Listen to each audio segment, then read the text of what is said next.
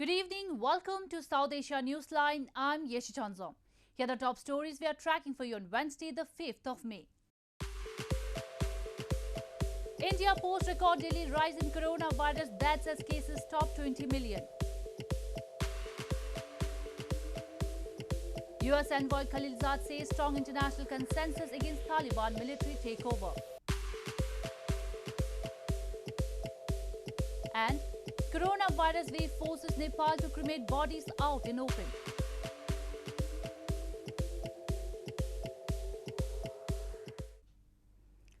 And now for all the details. India on Wednesday registered 382,350 new COVID-19 cases and deaths rose by a record 3,780 during the last 24 hours. Maximum casualties were reported in Western Maharashtra state, which alone contributed for 13.57% of the new infection cases across India. India's coronavirus deaths rose by a record 3,780 during the last 24 hours, the highest in a day so far, pushing the total fatalities to 226,188. This comes a day after the country became the world's second after the United States to cross the grim milestone of 20 million infections. Amid the rising cases in Indian capital New Delhi, which is facing the acute shortage of medical oxygen, two huge medical plants were installed at one of its largest hospitals. ये 1000 litre पर minute oxygen generate करता है, तो ये और इसका आप जैसा आपको पता है कंटिन्यूस ऑपरेट करता रहेगा। तो अब जितने भी हमारे जो हॉस्पिटल है जहाँ जहाँ ये सेटअप रहेगा उन्हें अब सप्लाई पे डिपेंड नहीं रहना पड़ेगा। उनके कैंपस में एक ऑक्सीजन प्लांट लगेगा और वो डायरेक्टली अपना मतलब इस ऑक्सीजन प्लांट से पेशेंट को ऑक्सीजन सप्लाई कर सकते हैं। Meanwhile, at the time when Indian government is being criticized over mishandling its coronavirus crisis and allowing crowded religious and political events, Indian Foreign Minister S. Jaishankar in an exclusive interview to ANI News Agency said, India is a democratic country and it do not stop elections. On receiving assistance from foreign countries to fight COVID-19, Jaishankar argued that India had also sent medical supplies to other nations, describing such assistance as friendship as support instead of aid. We gave medicines, hydroxychloroquine, paracetamol, we gave to the United States. Okay, we gave to Singapore, we gave to European countries. We sent a medical team to Kuwait. We gave actually vaccines to some countries in the Gulf. Now, would you have described it as aid? We described it actually as friendship. As support. Over the past few years, India had been refusing any kind of aid from foreign countries, focusing on self-reliance, but has recently opened up to receiving aid as it faces a dire shortage of medical supplies and oxygen. Trinamool Congress Chief Mamata Banerjee took oath as the Chief Minister of Eastern West Bengal State for the third consecutive term on Wednesday. She was administered the oath by Governor Jagdeep Dhankar. Trinamool Congress secured 213 seats in the 8-phase assembly elections, while Prime Minister Narendra Modi's Bharatiya Janata Party won 77 seats. Since the election verdict on Sunday, there have been clashes in parts of Bengal involving both the Trinamool Congress and the BJP. Both parties have traded blame for the violence. Hours after Banerjee's oath of office, BJP National President JP Nadda on Wednesday said, "We also take an oath that we will dismantle political violence in the state." Nadda is on two-day visit to West Bengal starting from Tuesday to hold a protest against the alleged atrocities on party workers in the state by the ruling Trinamool Congress government. Moving on. Amid the surge in coronavirus cases in Pakistan, smart lockdown has been imposed in 4 towns of its financial capital Karachi till May 18. Expressing concerns over rising cases in Karachi, Pakistan Information Minister Fawad Chaudhry said that there is a need for precaution in Karachi and warned that if coronavirus SOPs were not implemented properly in the metropolis, the effect on the rest of the country would be felt very fast. Karachi, the financial capital of Pakistan, has imposed a smart lockdown in 4 of its towns till May 18 in a bid to curtail the spike in coronavirus cases. Karachi administration on Tuesday issued a notification in this regard announcing that multiple areas of Gulbarg, Liaquatabad, North Karachi and North Nazimabad will be under lockdown, local media reported. Expressing concerns over rising cases in Karachi, Pakistan Information Minister Fawad Chaudhry said that there is a need for precaution in Karachi and warned that if coronavirus standard operating procedures were not implemented properly in the metropolis, the effect on the rest of the country would be felt very fast. According to Pakistan's Health Ministry data, 4,113 people were tested positive in the last 24 hours on Wednesday, while 119 people lost their lives, with most fatalities being reported in Punjab. This comes as in a positive sign. The number of registrations for the coronavirus vaccine in Pakistan have been increasing significantly, as over 200,000 people got vaccinated against the virus on Tuesday. In news from Afghanistan, the US Special Envoy Zalmay Khalilzad has said that the Taliban plan to seize control of Afghanistan with a military takeover would not be acceptable to the world. Khalilzad emphasized that there was strong consensus within both the regional and international community against any effort by the Taliban to pursue a military takeover. The US Special Representative for Afghanistan Reconciliation Zalmay Khalilzad has said that a Taliban plan to seize control of Afghanistan with a military takeover would not be acceptable to the world. According to a statement from the US Embassy, Khalilzad emphasized that there was strong consensus within the both regional and international community against any effort by the Taliban to pursue a military takeover.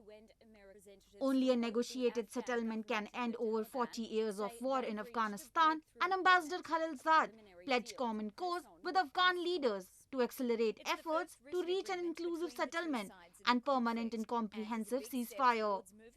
In a separate meeting with Afghan political leaders in Kabul, Khalilzad called for a political consensus to be formed among Afghan political leaders to help pave the way for successful peace negotiation talks with the Taliban. Meanwhile, President Ashraf Ghani has said that with the completion of the withdrawal of foreign forces, all decisions regarding the country will be taken by the Afghan people and the government. He again called on the Taliban to surrender to peace. As cremation space at temples and crematoriums have run out amid raging coronavirus cases, residents in Nepal's capital of Kathmandu have been forced to cremate bodies of COVID-19 victims out in the open. The Himalayan nation is now bearing the brunt of the second wave of infection, which is expected to peak in June. In Nepal, the bodies of those succumbing to COVID-19 are being cremated on the banks of the Bagmati River that runs through the Kathmandu Valley, as the cremation space at temples and crematoriums have run out amid raging coronavirus cases. The Pashupati Area Development Trust from Monday started cremating bodies of COVID-19 victims in open grounds, as one of the 2 electric crematoria requires repairing and maintenance. Nepal, like India too, has been seeing an exponential surge in the number of cases. The daily count of new infections on Tuesday hit a record high of 7,660. The country has been reporting deaths in double digits for the past few days. विगत केही दिनदेखि अलिकति संख्या बढेको हुनाले गर्दा हामीले भित्र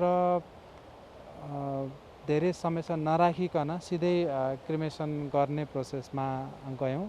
त्यसैले गर्दा लामो समय नराखौं भनेर हामीले बाहिर पनि व्यवस्था गरेका छौं र अहिले दैनिक चाहिँ औसतमा 20 देखि 25 वटा शवहरू चाहिँ Owing to the increasing number of coronavirus cases, the local administration of Kathmandu Valley has extended the prohibitory orders by another week. The prohibitory order that was imposed since April 29 would now remain in place until midnight of May 12.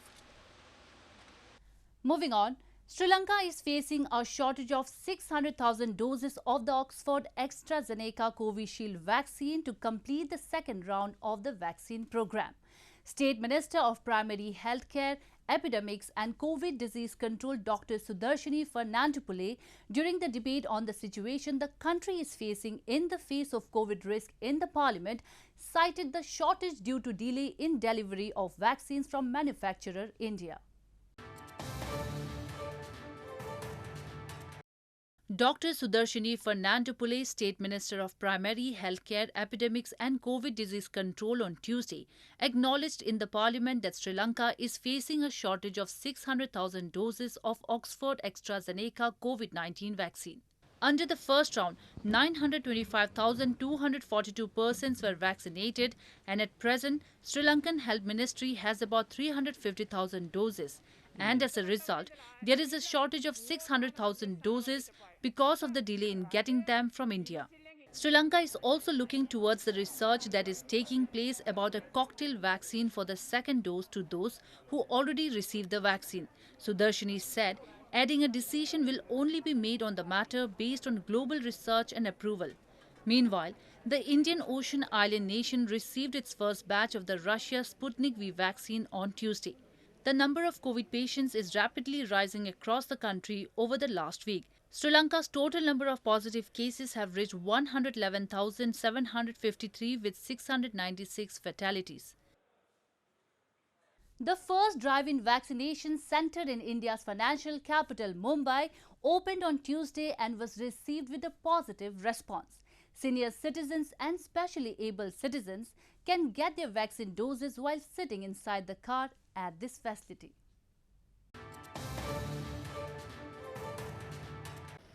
Authorities in India's financial capital, Mumbai, one of the hardest hit by the COVID-19 pandemic, have started operating the country's first drive-in vaccination facility in a bid to ramp up the immunization drive.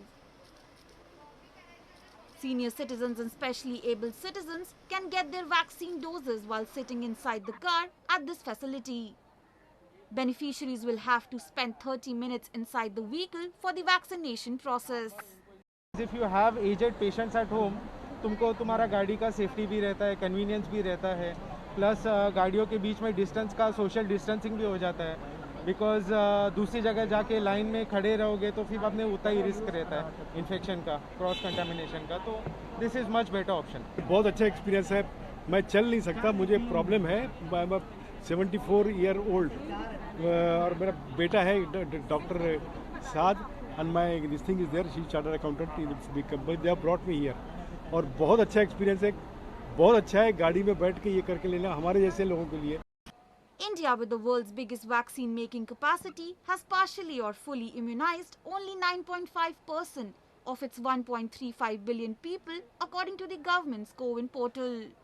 Meanwhile, the number of daily COVID-19 infections in Maharashtra state has significantly come down in the last few days, as from around 70,000 daily cases, the state is recording around 50,000 new cases. Well, that's the way it was in South Asia this evening. Before we conclude, the top stories once again. India posts record daily rise in coronavirus deaths as cases top 20 million. US envoy Khalilzad says strong international consensus against Taliban military takeover. And coronavirus wave forces Nepal to cremate bodies out in open.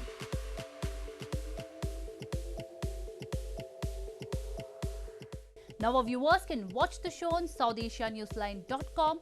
You can also visit us on Facebook.com/AsAsiaNewsline and follow us on Twitter @AsAsiaNewsline. That's all in tonight's edition. We will see you same time tomorrow. Good night.